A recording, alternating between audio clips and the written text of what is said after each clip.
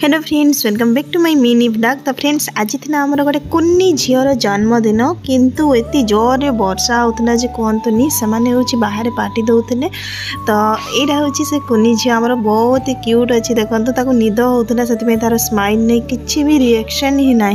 बाकी छुआ मैंने पूरा डेई कुदिकी आमर खेलुले। पुओ तो पूरा बेलून पाई खुशी थे। आ झील भाभी देखु सबुरु बड़ है ना, जिते भी अच्छा छुआ मान भर बड़, किंतु से भारी उत्पात होता। ये देखो से सान पुओ गोटे बदमाशी करता बेले ताठू से रस्सी भी छड़ाई देला। तो जहाँ हूँ से तो बुद्धि अच्छे सान मान केयर नेबार अच्छी कहीकि ये आमर सबकि सेलिब्रेशन सरला, खावा पीवा सरला। तापर हूँ बाहरला बेलू समस्त हाथ में था बेलून। आ मुझे पछरे रही था, मुझे धरी बेलून। बाहर को बाहरला बेले देखु के जोर वर्षा हो। तो आम मैंने सब चिंतार थी केमती कार पाखक जीवु कही, किंतु फाइनाली कार बसिक चलतु। समस्त बाय बाय, गुड नाइट।